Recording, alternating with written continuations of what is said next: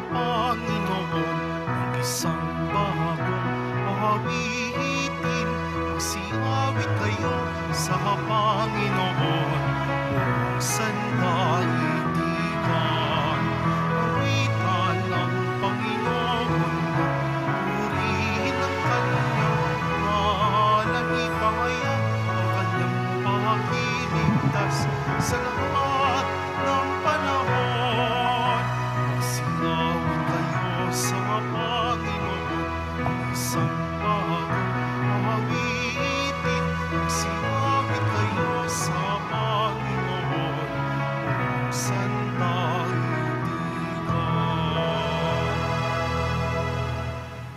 Simulan natin ang ating pagdiriwang sa ngalan ng Ama at ng Anak at ng Espiritu Santo. Amen. Ang pagpapala ng ating Panginoong Hesukristo, ang pag-ibig ng Diyos Ama at ang pakikipagkaisa ng Espiritu Santo naway sumainyong lahat. At sumaiyo rin.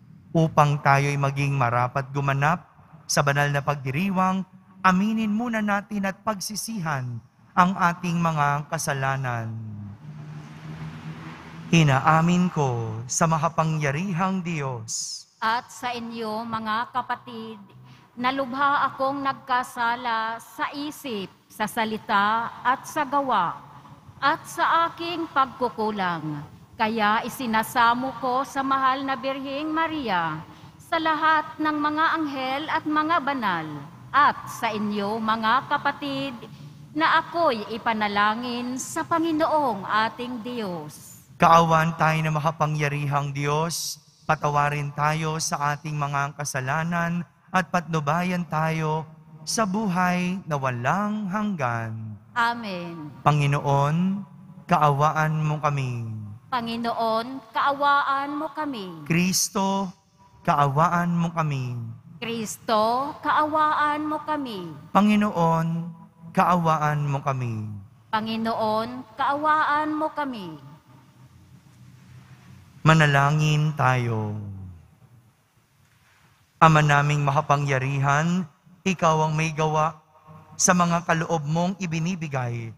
Sa katauhan ni San Luis ay ipinagtambal mo ang pambihirang kalinisan ng pamumuhay at pagpapakasakit sa ikapagpapatawad ng mga kasalanan. Pakundangan sa kanyang kagitingan at pagdalangin, matularan nawa namin siya sa pagpapakasakit, kundi man sa pambihirang buhay na sakdal linis. Sa pamamagitan ni Jesucristo, kasama ng Espiritu Santo, magpa sa walang hanggan. Amen. Magsiupo muna ang lahat. Pagbasa mula sa ikalawang aklat ng mga hari. Noong mga araw na iyon, nagsugo si Haring Senakherib ng Assyria kay Ezekias at ipinasabi ang ganito: huwag mo nang dayain ang iyong sarili na ang Jerusalem ay maliligtas ng pananalig mo sa iyong Diyos. Hindi lingid sa iyo kung paano nilupig ng mga hari ng Assyria ang ibang lupain. Hindi ka rin makaliligtas sa akin. Binasa ni Ezekias ang sulat na ibinigay sa kanya ng mga sugo ni Senakherib. Pagkatapos, pumasok siya sa templo. Inilatag sa kanyang harapan ang sulat at nanalangin ng ganito: Panginoon, Diyos ng Israel na nakaluklok sa trono sa itaas ng kirubin, kayo lamang ang Diyos ng lahat ng kaharian sa ibabaw ng lupa. Kayo ang lumikha ng langit at ng lupa. Dinggin ninyo ako, Panginoon. Narinig ninyo ang pagalipusta ni Senakherib. Totoo nga, Panginoon, na marami ng nalupig na bansa ang mga hari ng Assyria. nagawa nilang sunugin ang mga Diyos ng mga bansang yaon, sapagkat hindi naman talagang Diyos ang mga iyon, kundi mga kahoy at batong ginawang Diyos-Diyosan. Kaya nga, Panginoon, iligtas ninyo kami kay Sinakerib, para malaman ng buong daigdig na kayo lamang ang tangi at iisang Diyos. Si Isaias ay nagpasugo kay Ezekias at ipinasabi ang ganito. Ipinasasabi ng Panginoon, ng Diyos ng Israel, na narinig niya ang panalangin mo. Ito naman ang kanyang sinabi tungkol kay Sinakerib. Itinakwil ka, laging hinahamak ng anak ng Siyon, dalagang marilag. Sa iyong likuran ay iiling-iling, anak na babae nitong Jerusalem. May natirang magmumula sa Jerusalem, gayon din sa Siyon. Ito'y mangyayari dahil sa pagmamalasakit ng Panginoon. Ito naman ang sinasabi ng Panginoon tungkol sa hari ng Assyria.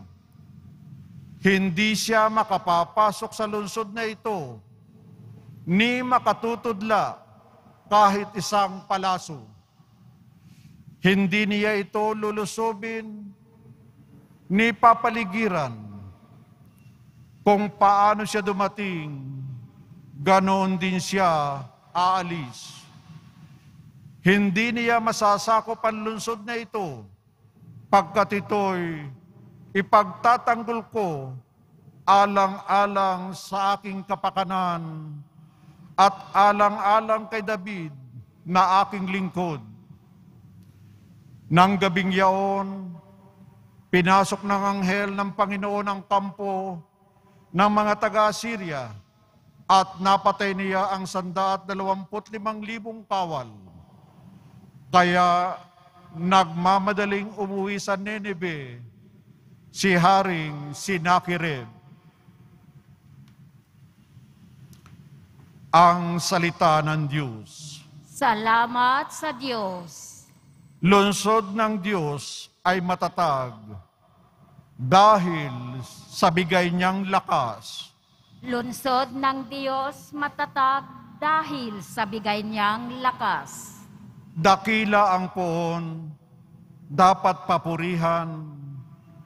Sa lungsod ng Diyos, bundok niyang banal. Ang bundok ng Siyon, tahanan ng Diyos, ay dakong mataas na nakalulugod. Lungsod ng Diyos matatag dahil sa bigay niyang lakas. Bundok sa hilaga, nagalak ang dulot.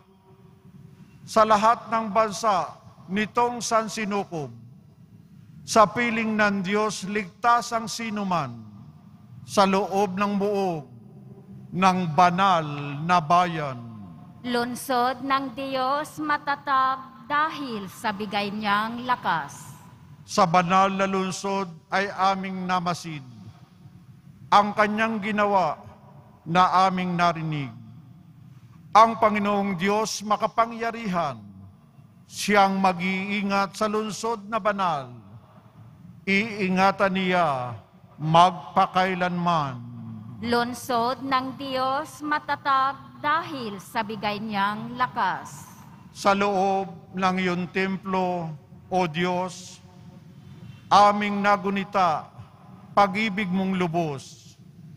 Ika'y pinupuri ng lahat saan man, sa buong daigdig, ang dakila'y ikaw, at kung mamahala ay makatarungan. Lungsod ng Diyos matatag dahil sa bigay niyang lakas. Magsitayo po ang lahat.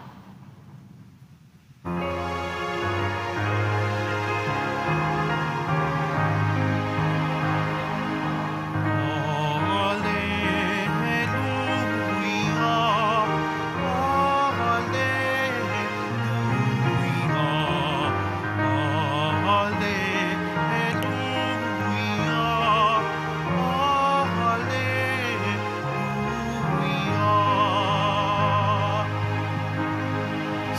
Sabi ni Jesucristo, ako ang ilaw ng mundo, buhay ng alagad ko.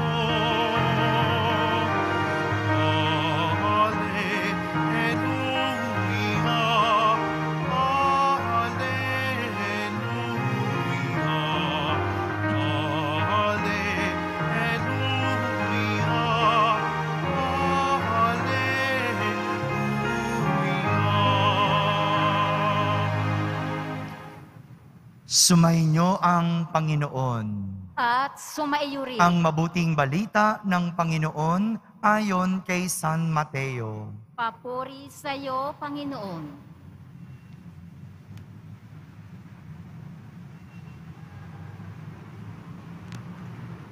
Noong panahong iyon, sinabi ni Jesus sa kanyang mga alagad, "Huwag ninyong ibigay sa aso ang bagay na banal, sapagkat kayo'y babalingan at lalapain nila pagkatapos. Huwag ninyong ihagis sa baboy ang inyong mga perlas, sapagkat yuyurakan lamang nila ang mga iyon. Kaya gawin ninyo sa inyong kapwa ang ibig ninyong gawin nila sa inyo.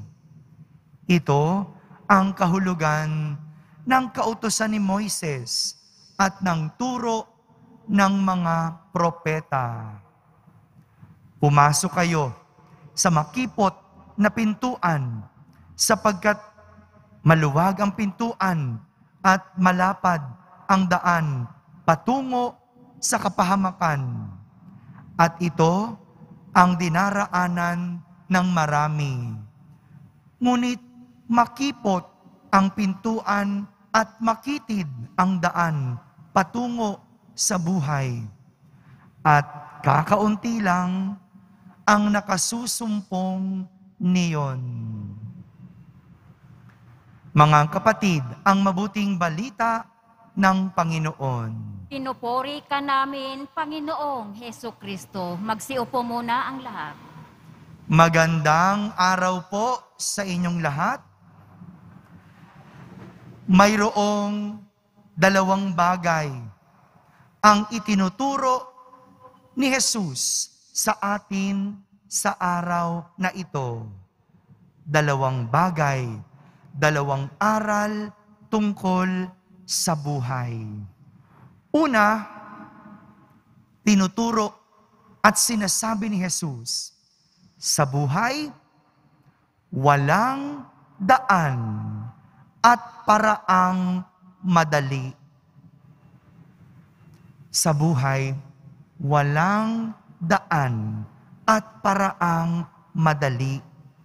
Kaya nga, sinasabi ni Jesus, pumasok kayo sa makipot na pintuan, sapagkat maluwag ang pintuan at malapad ang daan patungo sa kapahamakan. At ito yung dinaraanan ng marami. Ngunit, makipot ang pintuan at makitid ang daan patungo sa buhay. At kakaunti lang ang nakasusumpong niyon. Ito yung basihan ni Jesus sa kanyang pangaral na walang daan at paraang madali. Ibig sabihin, huwag nating akalain na sa buhay, madali ang lahat. Kaya huwag mong hangarin na maging madali ang lahat sa iyong buhay. Hindi po. Dahil kailangang paghirapan at pagsumikapan ang lahat. Ang buhay mag-asawa, hindi po madali. Kailangan dalawa kayong nagtataguyod at nagtutulungan. Hindi ba? Ganyan sa buhay mag-asawa. Kaya kung ikaw ay nag-iisip mag-asawa ngayon, magdalawang isip ka. Dahil hindi magiging madali. Dahil ang buhay, pag-aasawa, kailangan pinagsusumikapan at nagtutulungan. Ganon din naman sa buhay estudyante, hindi po madali. O yan yung totoo. Ha? Ang buhay estudyante, kailangang nagsusunog ng kilay. Ha? Hindi yung pupunta na lang dyan sa rekto, bibili ng diploma, tapos na. Hindi ganun ang buhay estudyante. Hindi hayahay. No? Hindi yung papasok ka sa eskwela, wala kang alam. O kaya, mag-e-exam ka nang hindi ka man lang nag-aral. Ay hindi po ganun. Dahil ang buhay estudyante, kailangang nagsusunog ng kilay. Ganun din naman po sa buhay relihiyoso. Kung ayaw mo mag-asawa, magpapare o magmamadre, hindi rin naman po madali ang buhay relihiyoso. Mayroong tukso at maraming pagsubok. Ganyan po ang realidad ng buhay. Kaya kung ikaw ay nahihirapan, kung ikaw ay nasasaktan, dumadaan sa butas ng karayom, sadyang ganyan, nasa tamang landas ka pa. Huwag mong ireklamo sa Diyos na ikaw ay pinapahirapan sapagkat parte ang lahat sa buhay.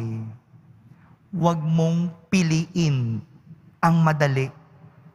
Kasi madalas ang pumipili sa madali, nagkakamali. Pangalawang tinuturo sa atin ni Jesus ay kahit anong hirap ng buhay, piliin pa ding maging mabuti. Kahit anong hirap ng buhay, piliin pa din maging mabuti. Kaya nga, sinasabi ni Jesus, gawin ninyo sa inyong kapwa ang ibig ninyong gawin nila sa inyo. Hindi katwiran na porket mahirap ang buhay, meron kang lisensyang gumawa ng masama. Hindi porket gipit ka, magnanakaw ka. Hindi komot may sakit ka o may sakit ang iyong magulang, manloloko ka ng tao. Hindi ibig sabihin, niloko ka, manloloko ka na din. Hindi ibig sabihin, nasasaktan ka, mananakit ka na rin.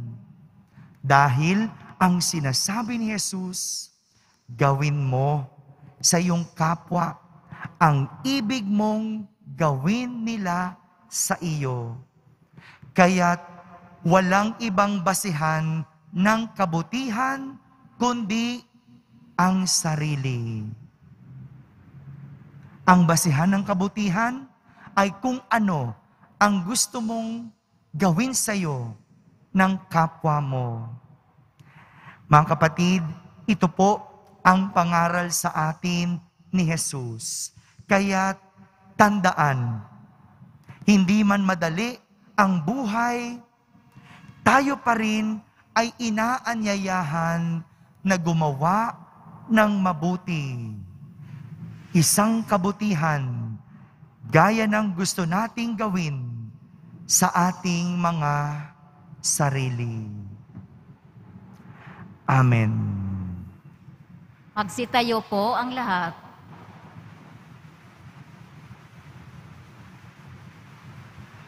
Minamahal kong mga kapatid, ipinangako sa atin ni Kristo na naghahatid sa buhay ang makipot na pintuan. Lumapit tayo sa Amang nasa langit sa pamamagitan ng may pagtitiwala at pananalig. sa panalangin itinuro sa atin ng Panginoon. Ating sambitin sa bawat panalangin, Panginoon, buksan mo sa amin ang pinto ng biyaya. Panginoon, buksan mo sa amin ang pinto ng biyaya. Ang mga pinuno ng simbahan, naway gabayan ang kawang sumasampalataya sa pintuan na naghahatid sa buhay. Manalangin tayo. Panginoon, buksan mo sa amin ang pinto ng biyaya.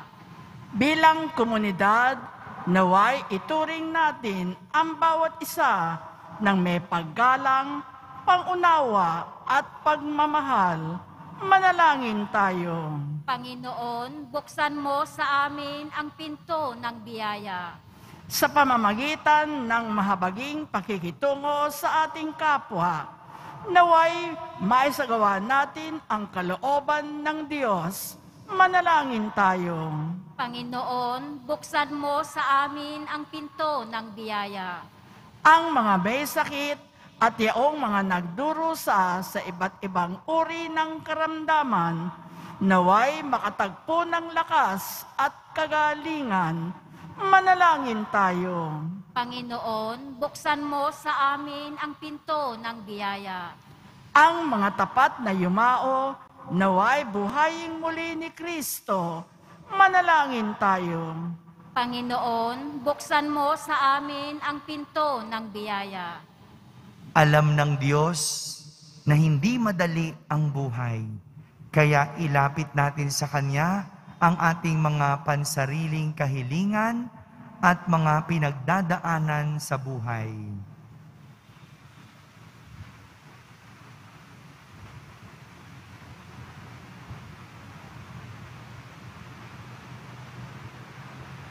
Manalangin tayo. Panginoon, buksan mo sa amin ang pinto ng biyaya. Ama naming nasa langit, likhain mo sa amin ang tunay na puso upang aming igalang at mahalin ang aming kapwa tulad ng pagtatangi mo sa kanila. Hinihiling namin ito sa pamamagitan ni Kristo na aming Panginoon. Amen. Magsiupo muna ang lahat. Alay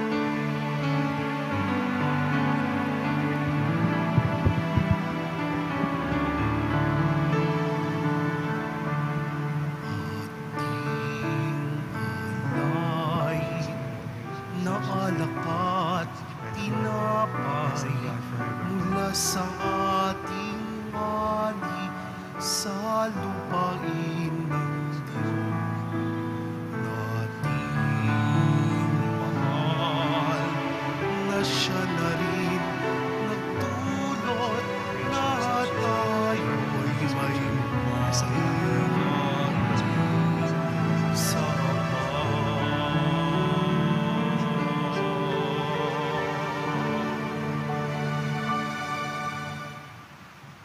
Magsitayo na po ang lahat. Manalangin kayo mga kapatid upang ang paghahain natin ay kalugdan ng Diyos amang makapangyarihan. Tanggapin nawa ng Panginoon itong paghahain sa iyong mga kamay, sa kapurihan niya at karangalan, sa ating kapakinabangan at sa buong sambayanan niyang banal. Ama naming lumikha, gawin mong kami makadulog, katulad ni San Luis, na nararamtang lagi ng kadalisayan para maging o para sa piging mong banal upang sa aming pakikinabang kami lalong managana sa kayamanan ng iyong pagmamahal. Sa pamamagitan ni Jesucristo, kasama ng Espiritu Santo, magpasawalang hanggan. Amen. Sumainyo ang Panginoon. At sumaiyo rin. Itaas sa Diyos ang inyong puso at diwa. Itinaas na namin sa Panginoon. Pasalamatan natin ang Panginoong ating Diyos. Marapat na siya ay pasalamatan. Ama naming makapangyarihan, tunay ngang marapat na ikaw ay aming pasalamatan. Ngayoy ikinagagalak namin may mga banal na tao na nagtalaga sa sarili sa anak mong si Jesucristo upang ipamalas nila ang paghahari mo at maakit ang kapwa na manalig sa iyo. Ngayon sa aming ibinigay ng iyong anak na minamahal, ang kabanalang iyong taglay at hangad mong kamti ng tanan. Ito ang pinanggagalingang amin ngayong nililingon. Dito mo rin nais na kami makarating at humantong. Kaya kaysa ng mga anghel na nagsisiawit ng papuri sa iyo ng walang humpay sa kalangitan, kami nagbubunyi sa iyong kadakilaan. Santo, Santo, Santo, Panginoong Diyos ng mga hukbo, napupuno ang langit at lupa ng kadakilaan mo, usana sa kaitaasan. Pinagpala ang naparirito sa ngalan ng Panginoon, usana sa kaitaasan. Magsiluhod po ang lahat.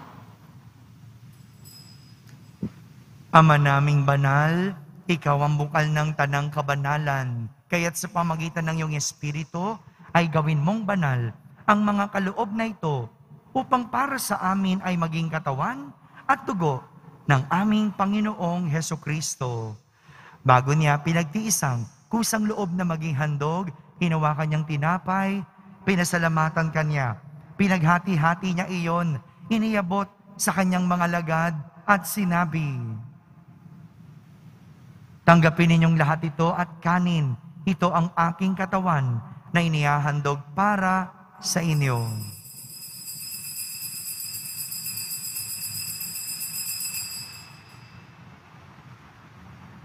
Gayon din naman, nung matapos ang hapunan, hinawakan niyang kalis, muli kanyang pinasalamatan. Iniabot niyang kalis sa kanyang mga lagad at sinabi, "Tanggapin ninyong lahat ito at inumin. Ito ang kalis ng aking dugo, ng bago at walang hanggang tipan. Ang aking dugo na ibubuhos para sa inyo at para sa lahat, sa ikapagpapatawad ng mga kasalanan. Gawin ninyo ito sa pag-alaala sa akin."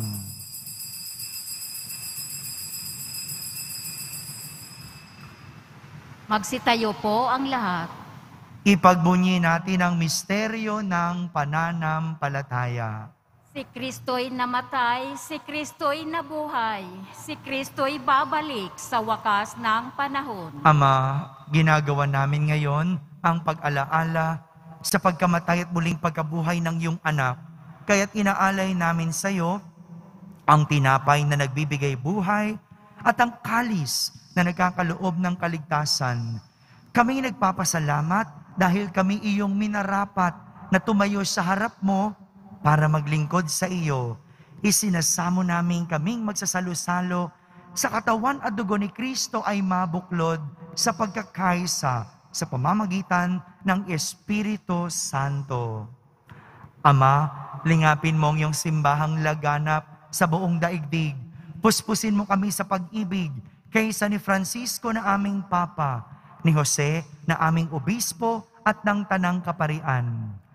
Alalahanin mo rin ang mga kapatid naming nahimlay na may pag-asang sila'y muling mabubuhay. Gayon din ang lahat na mga pumanaw. Kaawan mo sila't patuloyin sa iyong kaliwanagan. Kaawan mo't pagindapating kaming lahat na makasalo sa iyong buhay na walang wakas. Kaisa na mahal na Birheng Maria na ina ng Diyos, ng kabiyak ng puso niyang si San Jose, kaysa ng mga apostol, ni San Luis Gonzaga at ng lahat ng mga banal na namuhay dito sa daigdig ng kalugod-lugod sa iyo. May pagdiwang nawa namin ang pagpupuri sa kararangal mo sa pamamagitan ng iyong anak na aming Panginoong Hesukristo. Sa pamamagitan ni Kristo, kasama niya at sa Kanya, ang lahat ng parangal at papuri ay sa iyo, Diyos Amang makapangyarihan, kasama ng Espiritu Santo, magpa sa walang hanggan. Amen. Sa tagubilin ng mga nakahagaling na utos at turo ni Jesus na Panginoon natin at Diyos, ipahayag natin ng lakas loob. Ama namin, sumasalangit ka. Sambahin ang ngalan mo. Mapasa amin ang kaharian mo, sundin ang loob mo dito sa lupa para ng sa langit. Bigyan mo kami ngayon ng aming kakanin sa araw-araw at patawarin mo kami sa aming mga sala para ng pagpapatawad namin sa nagkakasala sa amin. At huwag mo kaming ipahintulot sa tukso at iadya mo kami sa lahat ng masama. Hinihiling namin kami iadya sa lahat ng masama. Pagkalooban ng kapayapaan araw-araw, iligtas sa kasalanan at ilayo sa lahat ng kapahamakan. Samantalang aming pinananabikan ang dakilang araw ng pagpapahayag ng tagapagligtas naming si Heso Kristo. Sapagkat iyo ang kaharian at ang kapangyarihan at ang kapurihan magpakailanman. Amen. Panginoong Heso Kristo, sinabi mo sa iyong mga apostol, kapayapaan ang iniiwan ko sa inyo, ang aking kapayapaan ang ibinibigay ko sa inyo. Tunghayan mo ang aming pananampalataya at huwag ang aming pagkakasala. Pagkalooban mo kami ng kapayapaan at pagkakaisa ayon sa iyong kalooban, kasama ng Espiritu Santo, magpasawalang hanggan. Amen. Ang kapayapaan ng Panginoon ay laging sumainyo. At sumaiyo rin. Magbigayan kayo ng kapayapaan sa isa't isa. Kapayapaan po para sa lahat.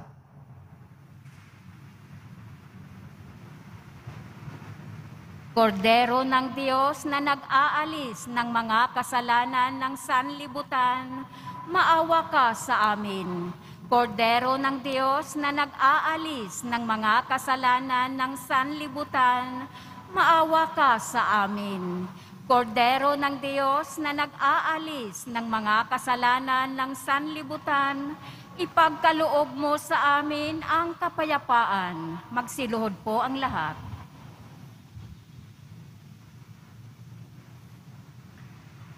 Ito ang kordero ng Diyos. Itong nag-aalis ng mga kasalanan ng sanlibutan. Mapalad ang mga inaaniyahan sa kanyang piging. Panginoon, hindi ako karapat-dapat na magpatuloy sa iyo, ngunit sa isang salita mo lamang ay gagaling na ako. Ang katawan ni Kristo. Amen.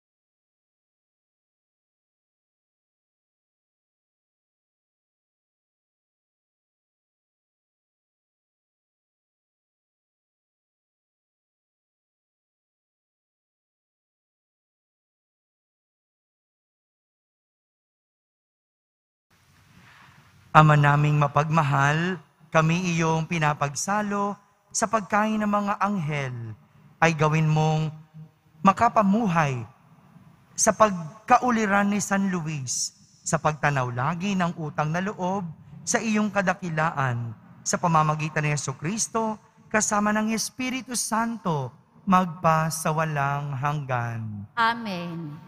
Sumainyo ang Panginoon. At sumaiyo rin. Pagbabasbas ng Poong Yesus Nazareno. Mahal na Poong Yesus Nazareno, inihayag mo sa pamamagitan ng krus ang walang maliw na pag-ibig ng Diyos sa sangkatauhan. Pakinggan mo ang kahilingan ng iyong angkan na nagsusumamo sa iyo. Makamtanawan nila ang inyong katugunan at tanggapin ang kasagutan na may utang na loob na tinatanaw. Basbasan din po ninyo ang lahat na may karamdaman at nahihirapan. Sa pamamagitan ng bendisyon na ito, naway maalala nila ang mga pangako nila noon sa binyag na ikaw ang kanilang iibigin at paglilingkuran bilang Panginoon magpasawalang hanggan. Amen. At pagpalain kayo ng makapangyarihang Diyos, Ama, Anak, at Espiritu Santo. Amen. Tapos na po ang ating pagdiriwang, humaiking taglay, ang pag-ibig at kapayapaan ng Poong Jesus Nazareno. Salamat sa Diyos.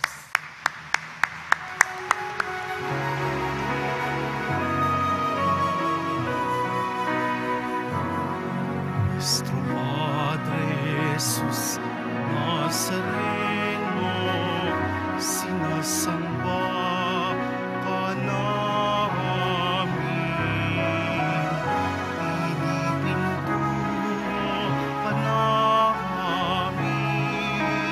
Aral mo ang aming buhay at kaligtasan. Nuestro Padre Jesus Nazareno, iligtas mo